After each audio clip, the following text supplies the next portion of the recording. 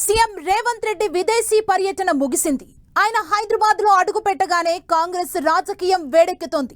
పీసీసీతో పాటు మంత్రివర్గంలో చోటు కోసం ఆశలు పెట్టుకున్న నేతలు, నామినేటెడ్ పదవులపై ఖర్చు వేసి వెయిటింగ్ లో ఉన్న నాయకులు సీఎం రేవంత్ ను ప్రసన్నం చేసుకునేందుకు ప్రయత్నిస్తున్నారు.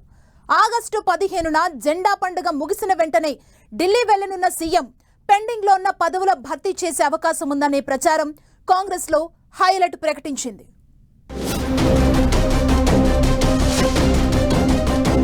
తెలంగాణ పీసీసీ సారథితో పాటు మంత్రివర్గం విస్తరణపై సీఎం రేవంత్ రెడ్డి ఫోకస్ చేసినట్టు తెలుస్తోంది. స్వతంత్ర దినోత్సవ సంబరాలు ముగిసిన వెంటనే సీఎం ఢిల్లీ టూర్ కు ప్లాన్ చేస్తున్నారు. ఈ పర్యటనలోనే పీసీసీ చీఫ్ నియామకంతో పాటు మంత్రివర్గ విస్తరణ, ఆపరేషన్ ఆకర్ష్ 2.0 నామినేటెడ్ పోస్టుల భర్తీపై హైకమాండ్ తో చర్చించే అవకాశాలు ఉన్నట్లు చెబుతున్నారు. దీంతో ఆశావహుల్లో కోలాహలం మొదలైంది. ఇప్పటికే మంత్రి పదవులపై కన్నేసిన పలువురు నేతలు సీఎం చుట్టూ ప్రదక్షిణలు చేస్తుండగా పీసీసీ చీఫ్ పదవి కోసం ఒకరిద్దరు నేతలు పైరవీలు చేస్తున్నారు. ప్రస్తుతం పీసీసీ చీఫ్ గా సీఎం రేవంత్ రెడ్డి కొనసాగుతున్నారు. డిసెంబర్లో ముఖ్యమంత్రిగా ప్రమాణం చేసిన వెంటనే పీసీసీ చీఫ్ గా వేరొకరిని నియమించాలని భావించారు రేవంత్ రెడ్డి. అయితే పార్లమెంటు ఎన్నికలను దృష్టిలో పెట్టుకుని రేవంత్ రెడ్డినే కొనసాగాలని కోరింది హైకమాండ్.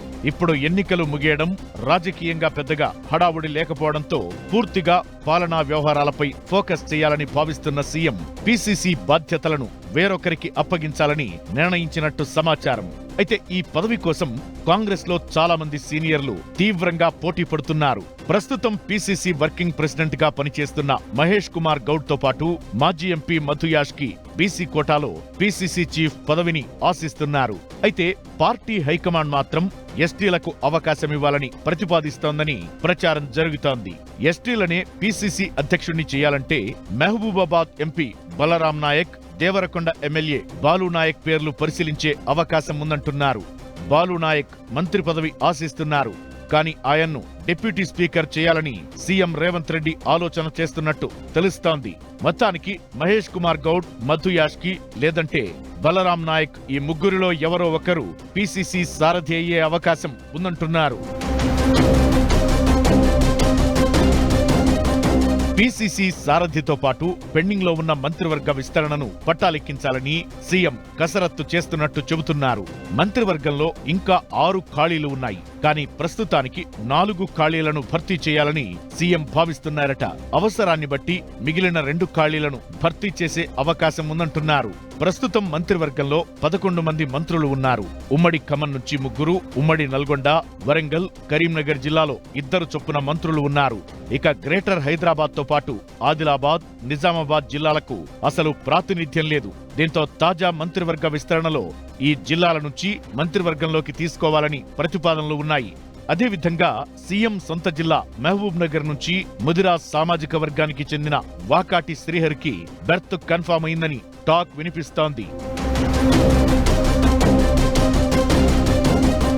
ముదిరాజులను మంత్రివర్గంలోకి తీసుకుంటామని ఎన్నికల సందర్భంగా సీఎం హామీ ఇచ్చారు. అదేవిధంగా పార్టీలోకి వచ్చే సమయంలో కోమటిరెడ్డి రాజగోపాల్ రెడ్డికి మంత్రి పదవిని ఆఫర్ చేశారు. దీంతో వాకాటి శ్రీహరి, రాజగోపాల్ రెడ్డికి లైన్ క్లియర్ అయినట్లేనని ప్రచారం జరుగుతోంది.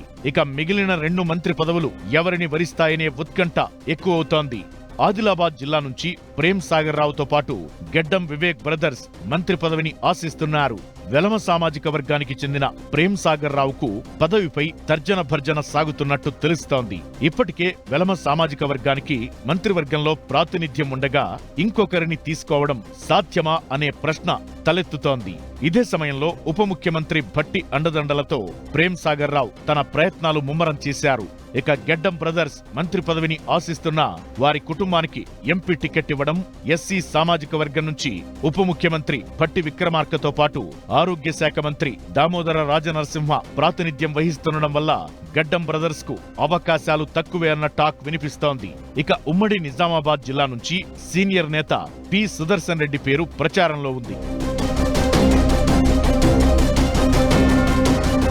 మంత్రివర్గ విస్తరణలో 4 ఖాళీలను భర్తీ చేసి 2ంటిని పెండింగ్ పెట్టడం వెనుక ఆపరేషన్ ఆకర్ష్ 2.0 కారణమనే టాక్ వినిపిస్తోంది. బీఆర్ఎస్ నుంచి మరింత మంది ఎమ్మెల్యేలను పార్టీలో చేర్చుకోవడానికి వారికి పదవులు ఎరగా చూపించాలని కాంగ్రెస్ ప్లాన్ చేస్తున్నట్టు చెబుతున్నారు. కాంగ్రెస్ లోకి వస్తే మంత్రి పదవి ఇస్తామని కొందరికి ఆఫర్ ఇవ్వడంతో పాటు మరికొందరికి కేబినెట్ హోదాలో నామినేటెడ్ పదవులు ఇస్తామని సీఎం ఆఫర్ చేస్తున్నట్లు ప్రచారం జరుగుతోంది. ఇప్పటికే 10 మంది ఎమ్మెల్యేలు కాంగ్రెస్ లో చేరగా వీరిలో ఎవరికి మంత్రి పదవి ఇచ్చే అవకాశాలు లేవని చెబుతున్నారు. ఇక కొత్తగా చేరేవారికి ఈ తరహా ఆఫర్ చేసి బీఆర్ఎస్ ఎల్పీ విలీనం దిశగా అడుగులు వేయాలని ప్లాన్ చేస్తోంది కాంగ్రెస్.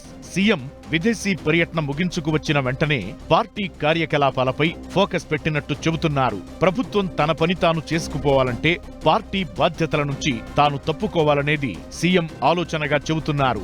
మొత్తానికి తిరంగా పండుగ తరువాత తెలంగాణ కాంగ్రెస్ లో పదవుల పందేరానికి తెరలేవడం ఖాయమని అంతా చెబుతున్నారు.